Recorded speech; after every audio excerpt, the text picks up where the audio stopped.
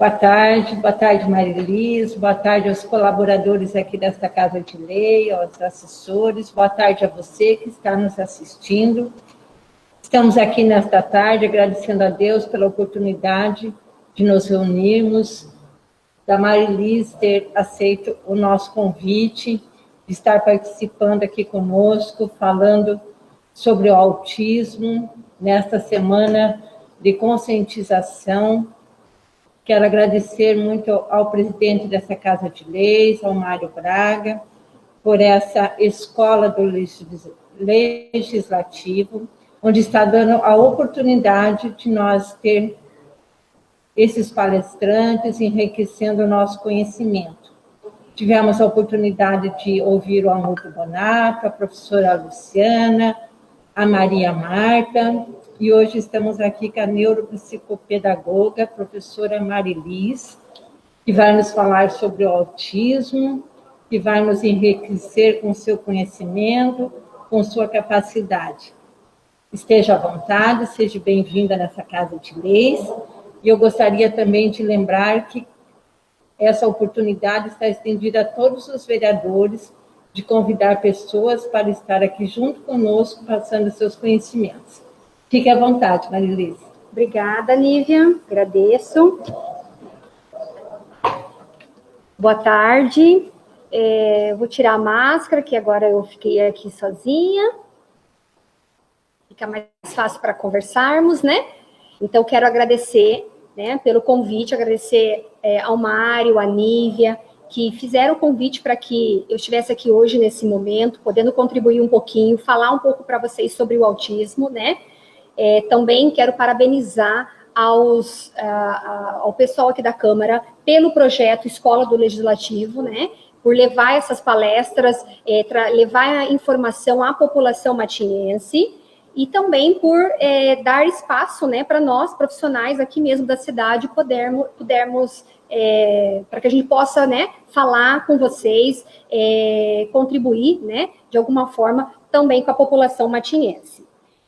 Agradeço a todos que estão me assistindo, que de alguma forma estão participando. Muitos me mandaram mensagem, falaram que vão assistir depois, né, que pediram que ficasse gravado. Então, desde já agradeço a todos pelo respeito, pela serenidade com que trata também o meu trabalho, eu como pessoa. Eu vou me apresentar rapidamente. Sou professora e neuropsicopedagoga. Trabalho como coordenadora pedagógica no setor da educação especial, na Secretaria de Educação aqui do município. Leciono no Colégio Gabriel de Lara e realizo também atendimento, né, de intervenção e avaliação neuropsicopedagógica a crianças e adolescentes, né, de diferentes, que precisam de atendimento, né, de diferentes tipos de transtornos e deficiência. E atualmente dedico meus estudos ao curso de mestrado em Educação Especial, o qual eu realizo pela Unespar. Então, eu vou compartilhar com vocês uma tela para que a gente possa conversar um pouquinho. Então, eu vou falar com vocês um pouquinho sobre o autismo, tá? De forma assim que o objetivo aqui é eu levar um pouco mais de informação para vocês, um pouco mais de conhecimento, porque quando a gente conhece, as peças se encaixam. E dessa forma a gente consegue entender, né, por que os autistas têm tais comportamentos e a gente consegue se sensibilizar e acolhê-los de uma forma que ajude no desenvolvimento dessas crianças, dessas pessoas. Então, o que a gente vai falar hoje? Vou trazer para vocês um pouco da definição de autismo, sobre as tríades das características, sobre as potencialidades deles, sobre critérios de diagnóstico, a importância do papel da família e sobre políticas inclusivas, não deixando, claro, de falar sobre a questão da inclusão. Então, o que é o autismo, né? O termo autismo, a palavra autismo, ela faz referência a um sujeito retraído que evita qualquer contato com o mundo exterior. Então, por isso que a gente ouve muitas pessoas falarem sobre que o autista, ele vive numa caixinha, né? É o mundinho dele, é uma caixinha de surpresa, é o mundinho do autista. Porque ele né, faz referência a um sujeito realmente retraído.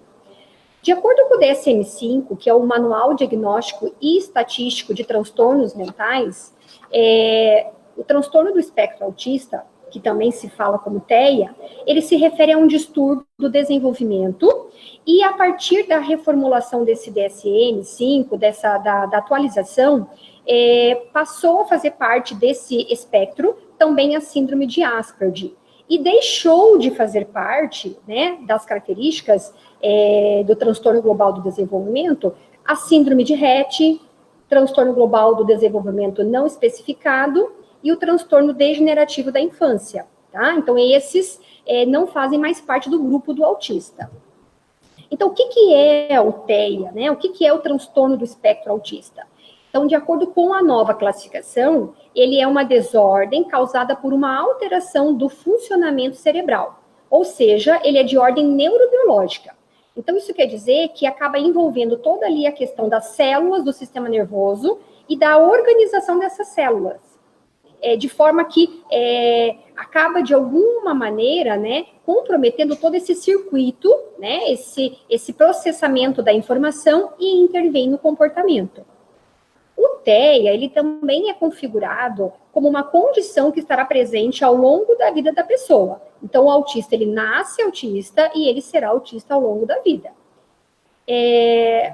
O autista, ele tem como característica, né, alguns graus de deficiência, que precisam estar envolvidas em 3 áreas específicas, que são chamadas de tríade das características do autista, que são elas: a socialização, relação social alterada, a comunicação, que está ligada a competências pré-linguísticas e linguísticas, e a área da imaginação, que envolve os comportamentos e interesses repetitivos.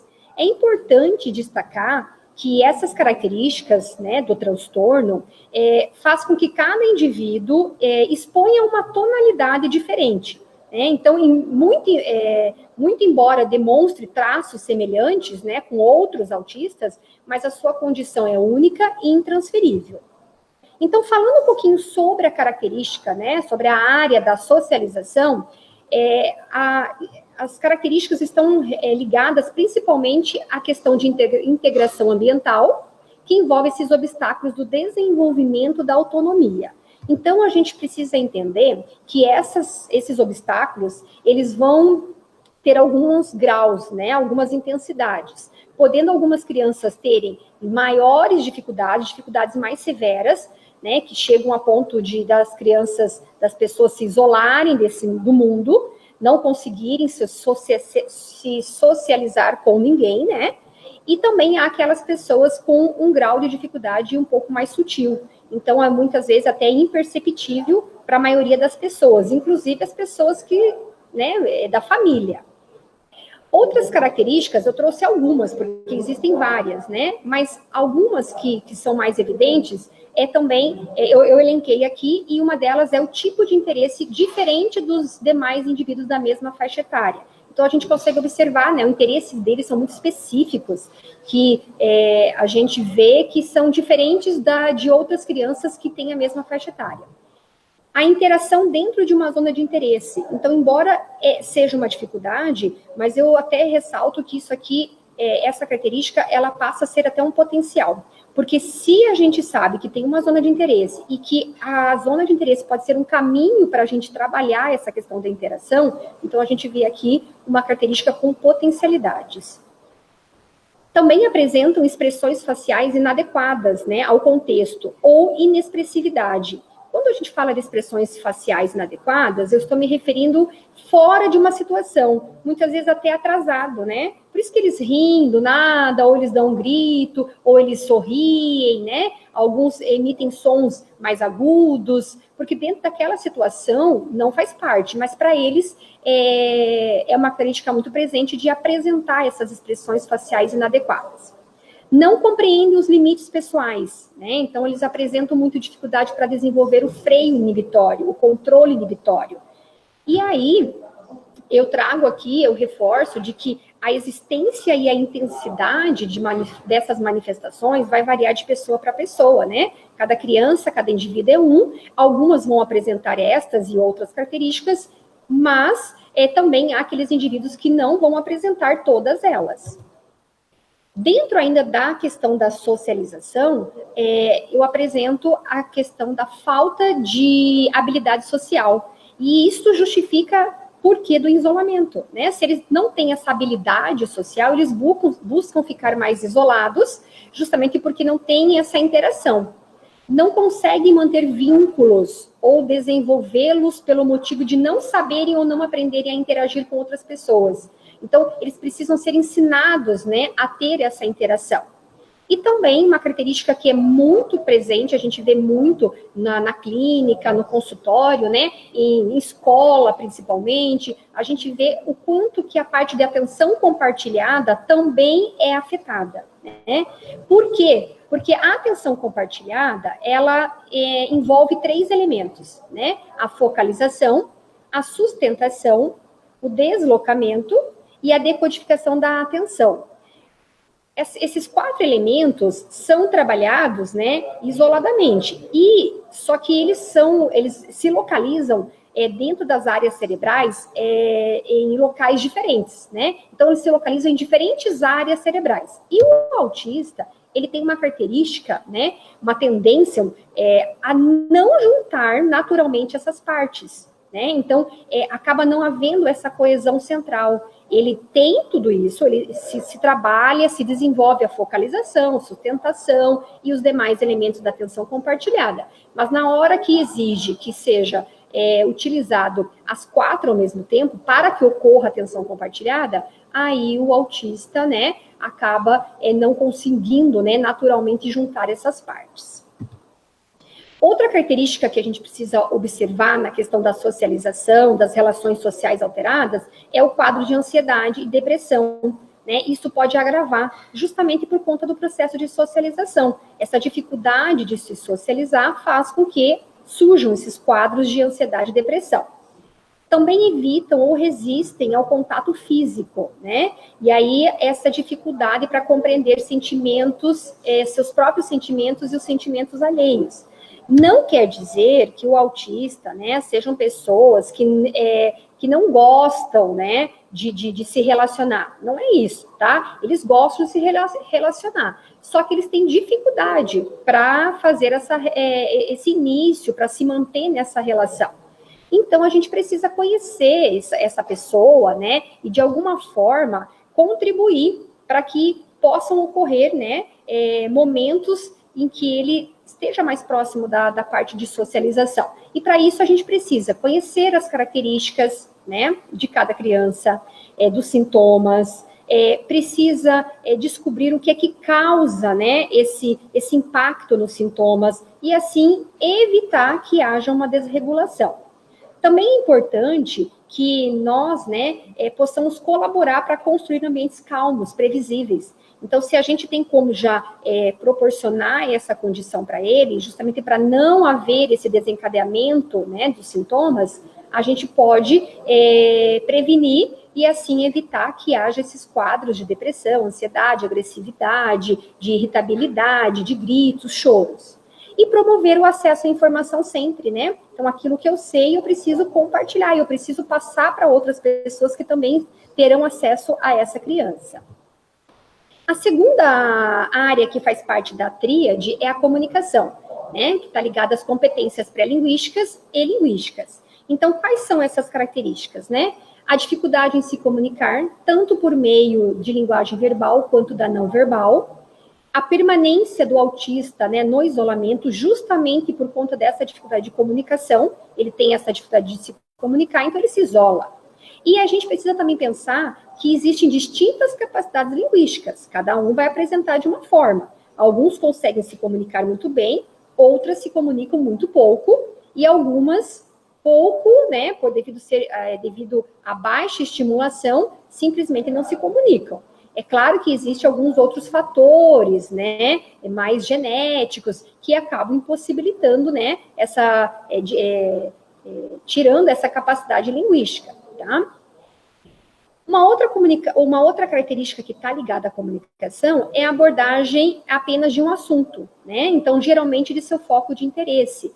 E eu vejo que isso também é um potencial, porque se ele tem um foco de interesse, eu posso, a partir dali, trabalhar, né, inclusive questões de alfabetização, inclusive aumentar o vocabulário dessa criança, justamente por conta de pegar algo, né, trabalhar em cima de algo que ele tem interesse. A gente observa bem que um dos primeiros sintomas que a família observa numa criança que possivelmente terá um diagnóstico de autista é a questão do atraso da fala, da linguagem, né? Então, isso chama a atenção da família, onde a família busca mais informações com profissionais, com médicos. Mas para aqueles que, de alguma forma, têm uma linguagem, têm uma fala, mas apenas um atraso, a gente observa algumas características, como repetir palavras e frases, que é a ecolalia, inverter os pronomes, né? Então, ele não fala eu gosto, eu quero isto, né? Às vezes fala o nome da própria pessoa, às vezes não, eles falam o próprio nome, né? Como, por exemplo, eu falaria, Marilis gosta disso, Marilis quer tal coisa. Costumo dar respostas deslocadas do contexto da pergunta.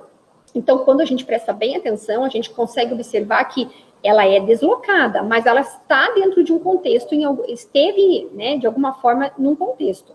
São perguntas, respostas que, às vezes, lá atrás, vêm para, nesse momento específico, mas são coisas que você fez a pergunta, né, tempos atrás. Não responde quando lhe é mostrado algo, né, aí tem a ver com a atenção compartilhada. Não utiliza gestos ou utiliza muito pouco, tá? E apresenta uma fala monótona ou cantada, que a gente fala de uso da prosódia.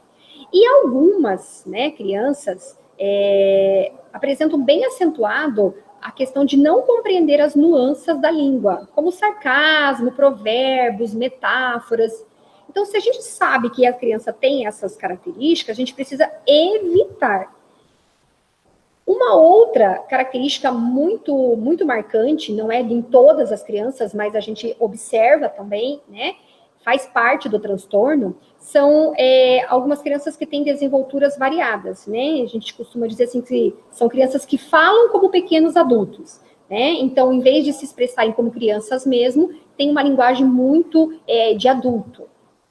E aí a gente precisa falar que quando essa criança ela não corresponde, né, a todos essas respostas, ela não traz essas respostas imediatas para a gente costuma agir de uma maneira, né, com vários estímulos simultâneos. E isso pode desencadear, né, o que a gente chama de uma sobrecarga sensorial. Então, quando a gente não tem a resposta do autista, né, não tem ali, ele não de alguma forma ele não te dá aquele retorno, a gente tem o hábito de mudar o tom de voz, né? A gente já fala mais alto, ou a gente fala mais acelerado. A questão da expressão facial já vem propriamente, é uma coisa natural, né? São fontes de estimulação simultâneas, vem tudo ao mesmo tempo. A questão dos gestos, da referência a objetos e eventos ao redor.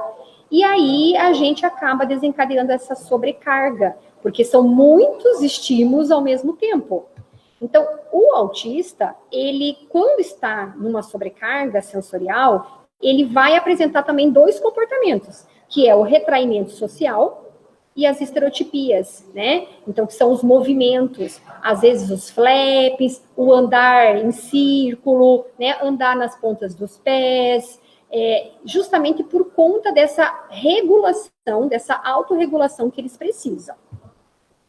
Também a gente observa, né, pessoas que têm a fala robotizada, às vezes extremamente aguda, tem a fala também, eles falam sem ter a real intenção de se comunicar, né, eles falam, mas não que tenha aquela questão da comunicação propriamente dita, e como eu já falei, tem muita dificuldade para utilizar a questão dos gestos, o tom de voz, para eles é muito difícil a incorporação disso na comunicação. E como eu disse, né, toda essa questão da aquisição da fala no desenvolvimento da criança, elas exigem, assim, tem vários fatores que interferem nessa aquisição. E como eu disse, pode estar ligado à ausência de estímulos recebidos dos pais, dos terapeutas, dos cuidados, pode ser essa ausência. Pode estar ligado também aos aspectos genéticos, né? Então, aí realmente vai impossibilitar essa aquisição da fala. E a questão do próprio ritmo do desenvolvimento, né? Cada criança tem seu tempo e isso precisa ser respeitado. tá? E aí, o que a gente precisa fazer, então, para colaborar, né, para desenvolver essas características ou respeitar esses sintomas? A gente precisa trabalhar com a estimulação, né? Então, precisa inserir recursos pedagógicos, terapêuticos adequados, fazer intervenções, né, de acordo com a necessidade da criança. Que, com certeza, né, a gente vai estar colaborando para que essa criança se desenvolva, né, e o potencial dela seja alcançado ao máximo possível. A terceira área que compõe a tríade é a da imaginação, que está ligada aos comportamentos e interesses repetitivos, né? Então, é aqui que a gente vê, assim, um certo incômodo de algumas pessoas, né, quando observa aquela criança tendo aqueles comportamentos. Então, por exemplo, né, são crianças que têm interesse por partes específicas de objetos, né? Então, assim, só a roda, só por cores, ou só textura, cheiro, isso atrai, né, de alguma forma. Também são crianças que apresentam comportamentos e focos de interesse não muito comuns, né? Então, por exemplo, elas enfileiram objetos, manipulam esses objetos de uma mesma forma, né? Por longos períodos de tempo, repetitivamente. Apresentam uma irritação quando ocorre, né, mudanças mínimas, né, de objetos, de lugares. É muito comum eu ver lá no consultório, quando a criança chega, né, o autista, ela vai direto em alguns brinquedos específicos. E quando não está naquele lugar, ela já começa, né, buscar, de alguma forma, tendo os movimentos repetitivos, as estereotipias, porque elas, mínimo que seja, pode até estar ali no ambiente, mas não mais naquele local que estava de costume, ela já apresenta uma irritação. A gente também vê muito a questão de interesses obsessivos, né, restritos e limitados. Então, é um exagero, né, acaba saindo um pouco ali do padrão esse interesse. E restritivos e limitados, porque às vezes o interesse até pode ser, deixa eu dar um exemplo aqui, a questão de animais, né, tem muito interesse por animais. Só que acaba ficando restrito e limitado a uma área específica dos animais. Às vezes só alimentação, ou só animais aquáticos, não consegue ampliar, né, esse horizonte em relação a esse tema. São crianças extremamente organizadas, né, precisam dessa organização, precisam dessa rotina, tá? E também apresentam comportamentos repetitivos, justamente porque elas precisam é uma forma de realizar uma tentativa de entrosamento desse ambiente, né? Então, elas apresentam esses comportamentos repetitivos para torná-lo previsível. É quando, muitas vezes, numa sala de aula, a criança chega e ela precisa alinhar todos os lápis que tem no estojo dela, né? Precisa colocar algumas coisas sobre a mesa para depois, né, estarem ali envolvidas nas atividades da escola. E isso se explica justamente pelo fato do autista não conseguir unificar o mundo, né, percebido como um todo. E sim, ele fragmenta, né, a questão de partes, como a gente já conversou um pouquinho. Então, se eu tenho essa percepção, né, se eu entendo que o autista tem essa percepção de mundo fragmentado, né, e que se pode compreender essa característica autística pela necessidade da uniformidade e rotina. Ou seja, se eu sei que ele é uma criança que precisa ter as coisas fragmentadas, eu não tenho por que tirar, desorganizar um ambiente para ele, tirá-lo, né, de uma rotina, de uma coisa única de cada vez. Eu preciso proporcionar isso para ele para que possa ser explorado, né, o aprendizado. E aí, eu trago aqui um resumo sobre as características associadas ao autismo. Claro que existem N características, né? Mas eu elenquei algumas que são muito presentes, que tem a ver com condutas impulsivas, né? Então, eles tomam, tem uma impulsividade muito presente, está ligada à falta de controle inibitório, que é uma das funções executivas que precisa ser trabalhada no autista. Hiper ou hipossensibilidade. Hiper é algo tudo a mais, né? Para mais. Então, a luz atrapalha, o barulho, o som, a questão do cheiro, até do perfume, às vezes, da pessoa, né? E a hipossensibilidade já é a ausência, é a baixa sensibilidade, né, em relação a essas questões sensoriais que eu acabei de citar. Também apresentam autolesão, isso quando há uma desordem, né? Então, eles se machucam, eles se mordem, eles ficam né, puxando a pele da unha, do dedo, ficam se beliscando. Não são todos, mas a maioria apresenta algum tipo de autolesão. Labilidade emocional, que é essa instabilidade emocional, né? Ao mesmo tempo que estão bem, já não estão bem, essa mudança de humor. Medo demasiado ou ausência de medo, né? Então, ou há um medo bem excessivo ou há ausência. E aí é um pouco perigoso, né? Porque a gente vê crianças, às vezes, atravessando a rua desesperadamente. Se tem alguma coisa que tem fogo, por exemplo, a criança, uma vela, né? A criança, ela tem vontade de pôr o dedo lá, a mão, ela vai pôr, ela vai se queimar, porque ela não tem essa ausência, né? Novamente está ligado lá a uma das funções executivas, que é a falta de controle inibitório. Hábitos estranhos ao comer ou dormir. Tem muitas crianças que apresentam, desde coisas assim que para a gente é muito simples, mas para eles não. De crianças, por exemplo, ao colocar a comida no prato, se você mudar a ordem da forma de você colocar no prato, a criança ela precisa às vezes girar o prato, né, colocar na posição adequada. Se for um prato que é de costume e que tem desenhos ou tem formatos diferentes, você já muda a posição, ela também vai sentir, né, a necessidade de colocar isso na posição que é rotineira para ela. E a agressividade, né? A agressividade também pode estar muito presente, porque como ela tem essa dificuldade de comunicação, ela vai para cima, né? Ela, às vezes, numa brincadeira, inclusive, ela acaba machucando a outra criança, mas não de propósito, né? É porque ela não consegue lidar com esse manejo, esse toque, esse contato. Então, por isso que ela puxa o brinquedo da mão do outro, né? E aí, muitas vezes, ocorre a agressividade. Por se tratar de um transtorno, gente, tá? Pode manifestar outros sintomas. Eu trouxe alguns aqui que são muito presentes, mas como está bem dito, é transtorno e transtorno vão aparecer outros sintomas com certeza, tá? Esses sintomas, eles podem ser apresentados, eles vão surgir desde que mediante uma situação de estresse, né, de algo que cause desconforto. Também ele não vai ficar se agredindo, se autolesionando, se ele não tem uma desordem, se ele não tem alguma coisa que cause esse desconforto para ele, tá? Então, tem crianças que vão apresentar a intensidade bem exagerada, e tem crianças que, pelo contrário, vão, inclusive, dar uma resposta nula a essas características.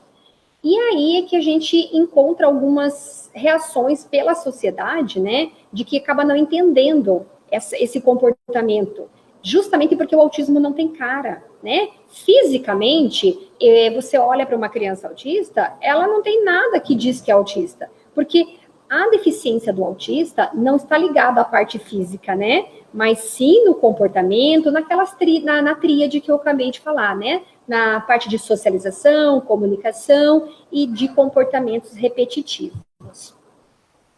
E falando das características, a gente tem que pensar também nas características que causam que apresentam como dificuldades, a gente precisa focar na questão da potencialidade desses autistas, né? Então, eles têm muito para contribuir, para ser como ponto de partida, inclusive, para ocorrer a aprendizagem a ele. Então, são crianças que têm memórias excepcionais, né? Memórias, coisas que às vezes você apresentou uma única vez e ele vai lembrar. Por isso, inclusive, que quando tira algo, né, da rotina, do lugar, ele já percebe. Lembranças de informações de semanas atrás, eles têm ótima lembrança, tá? São crianças menos propensas a lembrar erroneamente de algo, tá? Podem superar os outros em tarefas auditivas e visuais. Então, quando a gente vê algumas pessoas que não têm, né, não conhecem essas características, dizem assim, ele é surdo, ele não está olhando. Pelo contrário, eu posso dizer que eu vejo crianças que estão assim, olhando para uma posição, né, e as mãozinhas lá fazendo outra coisa, né? Então, eles têm essa percepção visual muito apurada. podem ser melhores em testes de inteligência não verbais e são muito inteligentes. Aí aqui no São Muito Inteligentes vale uma ressalva.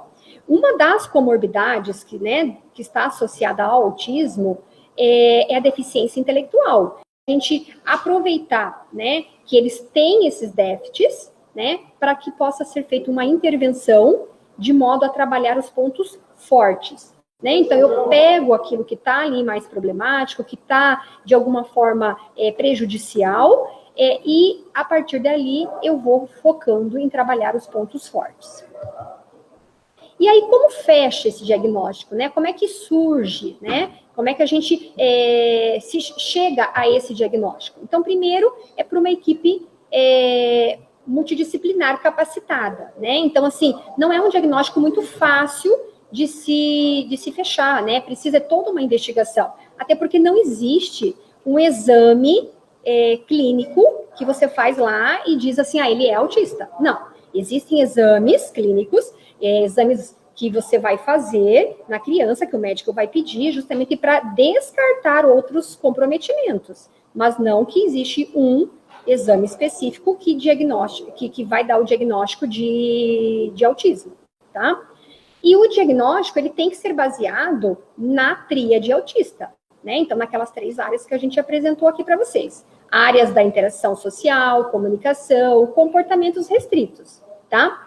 E aí, quando a gente está falando em investigar esses sintomas, é importante que se compreenda uma observação do comportamento desviante, tá? Em comparação àquele que a gente julga como normal do desenvolvimento infantil. Não dá simplesmente, pessoal, para pegar uma espécie de checklist das características e ficar elencando se tem a presença ou se tem a ausência dos sintomas.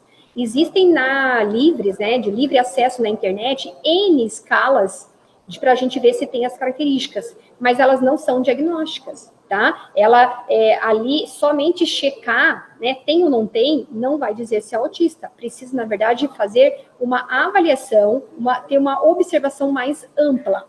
E aí, a gente tem um recurso que tem ajudado muito, no fechamento do diagnóstico. Inclusive, muitos médicos têm solicitado, que é a avaliação neuropsicopedagógica.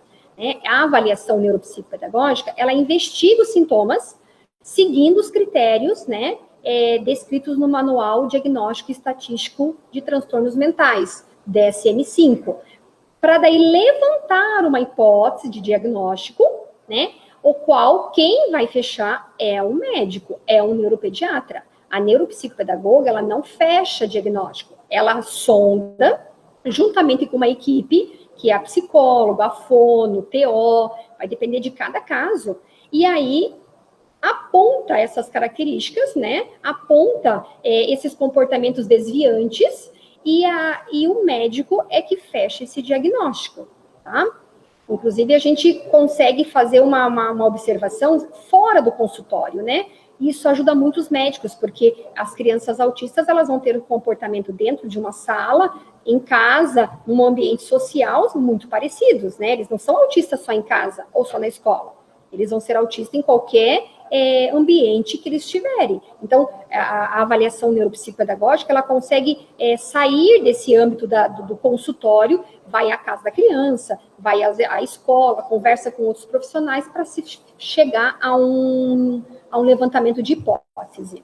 E quais são esses critérios diagnósticos do DSM-5, São 5 áreas que são investigadas, O prejuízos persistentes na comunicação e interação social, que aí está ligado à questão da reciprocidade socioemocional, do compartilhamento de interesses e emoções, prejuízos nos comportamentos não verbais, verbais e jogo imaginativo.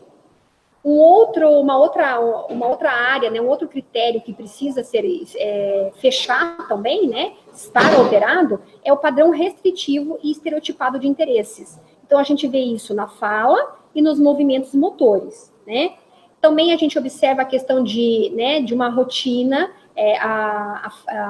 que a ausência da rotina, causa, de alguma forma, um prejuízo. Alta fixação de interesse, chega a serem anormais em relação à intensidade e o foco. A questão do hipo ou hiperreatividade sensorial, ou interesses incomuns do ambiente. Às vezes eles têm interesses por algo no ambiente que não é comum, né? Às vezes, vamos dar aqui um exemplo. A criança vai para um parquinho, em vez da criança brincar, de se interessar pelos brinquedos, ela se interessa por uma pedrinha, ela se interessa por alguma coisa que está no chão, e aquele comportamento já vai ser levado à boca, né? A gente sabe que, dependendo da faixa etária da criança, o levar à boca é totalmente padrão. Agora, uma criança já de 4, 5 anos, pegar uma pedrinha, colocar na boca, né, acumular essas pedras, já não é um padrão muito comum. Um outro critério é os sintomas devem estar presentes na primeira infância. E aí, vale ressaltar um ponto, que o que acontece é que esses sintomas, né, podem não estar plenamente manifestos, tá? Até que as demandas sociais excedam essas capacidades limitadas. O que eu quero dizer? Eu quero dizer que, às vezes, por ser uma criança muito pequena, né, família, não proporcionou um ambiente externo para essa criança. E aí, é claro que tem algum sintoma que não vai apresentar. Por exemplo, barulho. Se é uma criança que está sempre em casa, por ser pequena, você não proporciona esse ambiente externo, né, que causa barulho, automaticamente não vai aparecer esse sintoma de hiperreatividade à questão sonora. Outro critério é os sintomas precisam, né, limitar e prejudicar o funcionamento cotidiano. Então, assim, não basta só ter um comprometimento, tem que realmente estar influenciando a rotina diária dessa criança, tá? E o último critério é quando os sintomas não são mais bem explicados por outra deficiência, como deficiência intelectual, por atraso global do desenvolvimento. Então, a gente precisa primeiro descartar outros tipos de transtornos e deficiências para se chegar ao diagnóstico de autismo. E aí, quando se tem um diagnóstico, a gente fica muito focado na criança, mas a gente merece, né, atenção para a questão da família. Então, assim, as famílias, elas precisam também ter um olhar, ter um cuidado. Nós, profissionais, precisamos também atender essas famílias, ouvir, tomar cuidado com a forma como a gente aproxima, né? Muitas vezes, quando a gente vai falar algo, essa família pode entender como um questionamento, né? Então, assim, quando a família recebe o diagnóstico, passa a ser um desafio, né? Ela se vê frente a um desafio, porque ela vai precisar se adaptar à realidade do filho. Ela vai precisar ajustar os seus planos. Ela muda toda uma questão de expectativa, de condição, né? Porque ela vai agir agora de acordo com as limitações dessa criança. E aí surge, né, essa questão toda de dedicação. Por isso que, nesse caso, ressalta-se a importância da legislação, né? Porque a gente sabe que, com a legislação, ela ampara, inclusive, a mãe, né, a redução de uma carga horária no trabalho, para que a mãe possa se dedicar. São crianças que vão precisar de muitas terapias, né? E isso demanda tempo, recursos financeiros e acaba envolvendo essas famílias a ponto de provocar até um estresse real, que a gente chama, né?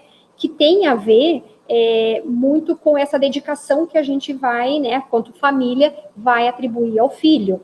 Então, a gente precisa tomar cuidado, né, quando a gente fala no autista e esquece de abordar as famílias, esquece de ter um olhar, um cuidado. As famílias também vão ter esse impacto. Vai depender muito da severidade do caso, né, da deficiência da criança.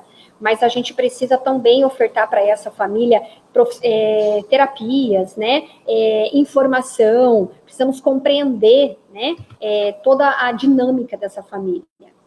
E aí a gente também tem a questão da necessidade de união, né? Porque quando a gente fala das famílias que têm crianças com diagnóstico autista, a gente muitas vezes está pensando só no pai e na mãe, mas a união é de toda a família, né? Os avós, as pessoas que estão envolvidas, que vão precisar passar por uma adaptação familiar, principalmente no começo desse diagnóstico, né? Então, não é mais a criança que se adapta à família, ao meio, ao ambiente, mas as pessoas que vão se adaptar, é o meio, o ambiente que tem que se adaptar a esta criança. Então, a família realmente tem grande importância, é um papel essencial, fundamental, porque é ela que vai promover esse desenvolvimento da comunicação, da interação social, do afeto. Claro que junto com outras pessoas, né, em forma de um trabalho colaborativo, né, que vai envolver os professores, toda a equipe da escola, os terapeutas. Então, assim, é um trabalho que não vai ficar somente para a escola, né, para a família. A família, ela precisa contar com a colaboração de todas as pessoas que, de alguma forma, estão ligadas a esta criança. E aí, né, a gente tem que pensar que se não tiver carinho e paciência, né, a gente não vai conseguir lidar com tudo isso. Então, assim, tem que ter muita paciência, tem que ter muito jogo de cintura, tem que ter carinho, tem que ter amor, porque se não tiver, realmente as famílias não aguentam, as famílias se enfraquecem e a criança acaba não tendo condições, né? Não serão oportunizadas para a criança condições de aprendizagem e de se desenvolver. Então, eu trouxe aqui para vocês um depoimento de uma mãe, né? A Carol, ela tem um filho autista de 4 anos e eu pedi que ela falasse um pouquinho para a gente como é, né? Ter um filho autista, qual é a sensação dessa família, como ela vê, né, esse diagnóstico, que inclusive acaba fortalecendo, né, a mãe, as pessoas que estão ligadas diretamente. Então, eu gostaria que vocês assistissem para a gente ter um pouquinho de realidade, de noção de como é a família de um autista.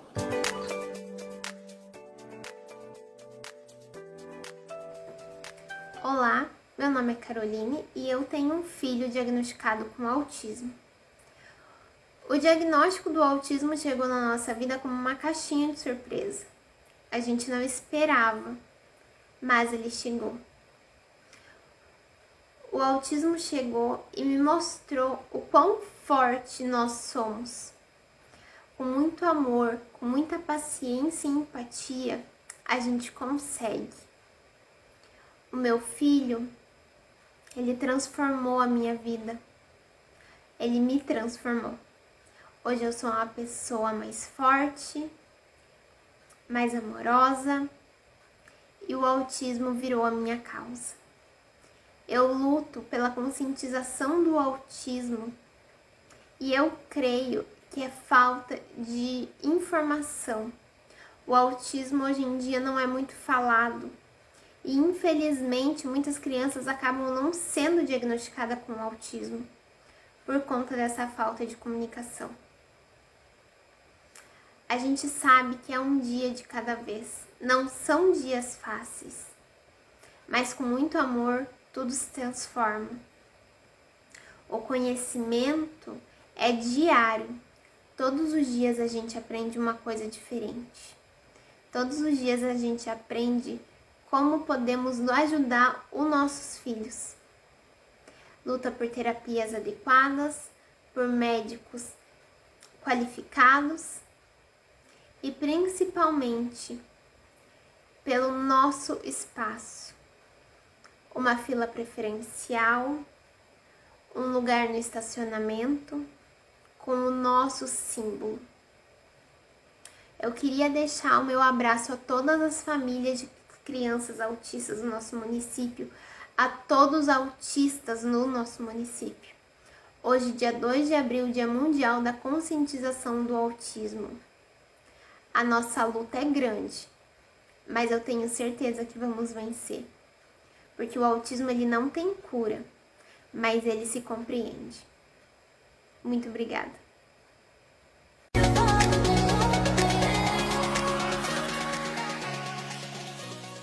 Então, assim, né, a gente vê, pelo depoimento dessa mãe, o quanto que envolve toda uma estrutura familiar para que possa dar esse suporte ao filho, né?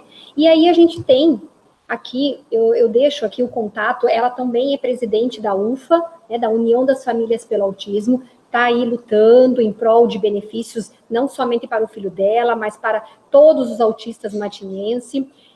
A UFA, ela foi recém, né, organizada, estruturada aqui na cidade, então fica aqui os contatos da rede social, quem puder colaborar, precisam de muito apoio, e a gente precisa, na verdade, né, se unir para que a gente consiga levar, sim, né, mais benefícios para os autistas. E aí, quando a gente fala em benefícios, né, a gente tem que pensar em políticas inclusivas. E eu trago aqui 4 legislações para vocês. A primeira, a da Berenice Piana, muito conhecida, né, que é a lei que institui a Política Nacional de Proteção dos Direitos da Pessoa com Transtorno do Espectro Autista. É uma legislação que foi um marco, né, histórico pela luta do direito dos autistas, justamente porque viabilizou politicamente acesso a direitos previstos na legislação já existente para outras pessoas com deficiências no país, né? Então, como, por exemplo, benefícios financeiros, garantia a educação em escolas regulares, ingresso ao mercado de trabalho. E também essa legislação, ela reconhece a pessoa com TEA como pessoa com deficiência para todos os efeitos legais, o que dá direito a elas, né, esses benefícios que a gente já citou aqui. Também trago a Lei Brasileira de Inclusão. Essa legislação, ela trata bastante, ela define quais são as punições para atitudes discriminatórias, ela trata também das mudanças em várias áreas, como da educação, questões sobre acessibilidade, né, combate à discriminação. E aqui na nossa cidade, aqui, né, em relação à legislação municipal, tem 2 leis, uma que também vai falar, né, vai instituir a Política Municipal de Proteção dos Direitos das Pessoas com Transtorno do Espectro Autista, que é a Lei número 2080 de 2019, e a outra legislação de número 2177 de 2020, que dispõe sobre a presença do segundo professor de turma nas salas de aula, desde que comprovada a necessidade. Eu destaco aqui como, né, profissional, como pessoa que acompanha as famílias, de que todas as legislações, mesmo as 2 federais, precisam ser reformuladas, precisam constantemente passar por uma análise, né, precisam de adequações, porque as legislações, o fato de já existirem, já é um grande passo. Mas muitas não trazem especificamente algumas a quem, né, se dirige a tal obrigatoriedade. Então, por exemplo, a própria lei Berenice Piana, ela não institui, ela fala de que é necessário, é obrigado a formação, capacitação profissional, mas não deixa claro a quem é essa responsabilidade, de quem é essa responsabilidade. Então, assim, falando de legislação, a gente tem que estar o tempo todo mexendo nisso, trazendo, ouvindo a população, né, colocando algumas coisas mais claras para que possam ser cumpridas. E aí, né, a gente não consegue falar sobre políticas inclusivas, políticas públicas, sobre a necessidade de conhecermos todos os transtornos, se a gente não falar da inclusão, né? E inclusão não é só dentro da escola, né? Ela está além da escola. Como é uma área que eu trabalho bastante, então eu vejo a importância, o quanto se trabalha, o quanto se promove, né, ações para que dentro da escola ocorra a inclusão. Mas não é só a cargo do educador, da instituição de ensino, mas também da família, de toda a comunidade, a responsabilidade de inserir esse indivíduo com autismo na sociedade. Para isso, a gente precisa se preparar, né, para conviver com essa demanda, entender as necessidades da população, e aí a gente precisa, né, faz-se necessário que a população se prepare para lidar com a diversidade que existe. Não estou mais falando apenas de crianças autistas, estou falando de todas as crianças com deficiência, né, crianças com síndrome de Down e outras tantas, porque a gente sabe que essas crianças vão crescer, elas já fazem parte da nossa sociedade. Amanhã elas estão trabalhando, estão no comércio, então a gente precisa de toda uma mobilização, né? A inclusão, ela só vai ocorrer, né, se houver um processo de adequação da sociedade. A gente precisa, né, incluir essas pessoas, e para isso a gente precisa se adequar, né, ver o que está dando certo, o que não está dando certo e modificar. E aí, o que a gente pode fazer? Quais são as ações que a gente pode desenvolver para a população, inclusive aqui nós, de Matinhos, podemos fazer para contribuir com essa sensibilização, com essa mudança de paradigmas, com novas concepções. Então, a gente precisa conscientizar o grupo, né? O grupo em que essa criança está inserida ou que ela será inserida. Conhecer as características, né, que são individualizadas, que são únicas. Saber que os comportamentos são específicos, né? Respeitar toda essa característica, não acreditar, não achar, não divulgar que são crianças ditas malcriadas, sem limites, que falta um pulso firme da família, porque não está ligado a isso, né? Na verdade, se a gente conhece, a gente entende e respeita essas características. Estabelecer assim, uma conscientização social, né? Então, divulgar em redes sociais, falar sobre o assunto, estabelecer um canal aí de comunicação mais próximo com a família, com a escola, com terapeutas. E aí, é claro, né, com isso vem toda a questão da uma empatia, e com empatia a gente consegue entender, compreender e aceitar as limitações. Dentre essas ações, eu trouxe algumas para destacar, né? Rapidamente eu vou destacar aqui a questão de cumprimento das leis, né? Então a gente precisa, aqui em Matinhos, a gente precisa, né, mobilizar a população, os setores públicos, né, os comerciantes, a questão de o uso de placas, né, de atendimento prioritário, né, a questão de colocar vagas de estacionamento preferenciais, filas preferenciais. Então, precisa, né, eu já vejo que há alguns estabelecimentos aqui na cidade que têm essas placas, mas precisa ser, né, o comércio precisa abraçar mais essa causa. Também a gente precisa, né, divulgar a simbologia da fita do quebra-cabeça, né? Muita gente não sabe o que significa, por que da cor, né? Por que do quebra-cabeça.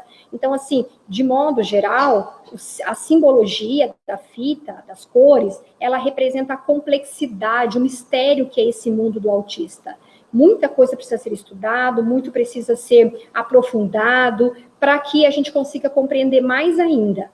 E as cores, né, o formato também está ligado à questão da diversidade de pessoas e famílias que estão, né, com pessoas diagnosticadas do transtorno autista. Então, ela representa, né, esperança por meio de pesquisa e conscientização. Então, mais informação, menos preconceito. E aí, né, N situações que eu vou passar bem rapidinho que precisam ser praticadas pela nossa sociedade como um todo. Garantir atendimento por diferentes profissionais, acesso a medicamentos, né? Capacitação aos profissionais sobre o transtorno do espectro autista, garantir um diagnóstico precoce, né? Divulgar as questões aí de garantias da Previdência Social, como o BPC, que é o benefício de prestação continuada, ampliar, né? Os critérios para quem tem para que mais pessoas tenham direito ao benefício, criar e ampliar a oferta de tratamento dentro do município. Hoje a Secretaria de Educação vem trabalhando, né? Aliás, vem trabalhando já há algum tempo, mas hoje está mais próxima de realizar algumas ações, né, em relação ao tratamento, não somente para autista, mas para pessoas, crianças que têm algum tipo de deficiência, né? Então a gente precisa do apoio, né, da mobilização da sociedade, das cobranças, para que as coisas possam ocorrer. Assegurar o direito de professor de apoio especializado, desde que comprovada a necessidade, divulgar a realização da carteirinha do autista, né? Existe lei para isso. Hoje já temos também legislação que garante a emissão de um RG com o símbolo do autista, né? Para especificar, não precisa ficar saindo com o laudo dessa criança. E aí, assim, né? Identificar em que ponto o autista desenvolve suas habilidades e tentar fazer uma aproximação dele com outros que estão por perto. O autista não pode viver em uma bolha, ele não pode ficar lá separado, excluído, né? A gente precisa, na verdade, proporcionar essa interação. E para isso, né, a gente precisa conhecer. O conhecimento é fundamental para que haja respeito e compreensão, e aí, assim, vem o amor também. Eu encerro a minha fala aqui, a minha palestra, com uma frase que eu gosto muito, que diz assim: não há educação sem amor, não há educação imposta, como não há amor imposto. Quem não ama, não compreende o próximo, não respeita. Então, a gente precisa ter educação. Educação envolve conhecimento, envolve práticas, envolve ação. E aí a gente precisa ter tudo isso bem praticado, correr atrás, buscar, não ficar só como um mero espectador, mas ser um protagonista, ser agente, né, de uma modificação aí na nossa sociedade. Então, fica aqui a minha fala, espero que de alguma forma eu tenha conseguido transmitir um pouco de informação, sensibilizar a população, porque nós não estamos falando somente para famílias de crianças autistas, mas toda uma sociedade que está, né, em contato permanente com crianças e pessoas autistas.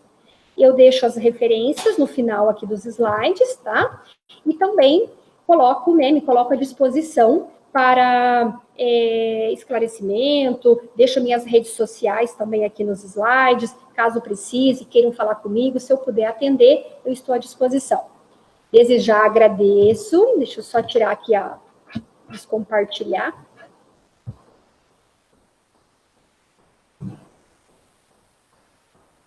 Desde já agradeço, né, o convite, a oportunidade de estar aqui, né, junto com a equipe da Nívia, todos que se envolveram de alguma forma, vou colocar a máscara agora, todos que se envolveram de uma forma, né, trabalharam em prol desse momento, para que esse momento acontecesse. Eu só tenho a agradecer, né, por estar aqui, né, de alguma forma contribuindo e levando um pouquinho de informação. Muito obrigada, Nívia. Nós que agradecemos, Marilisa. Muito obrigada por dividir conosco, compartilhar conosco todo esse conhecimento. Com certeza, essa Casa de Leis está sempre aberta a você. Em nome do Mário Braga, em nome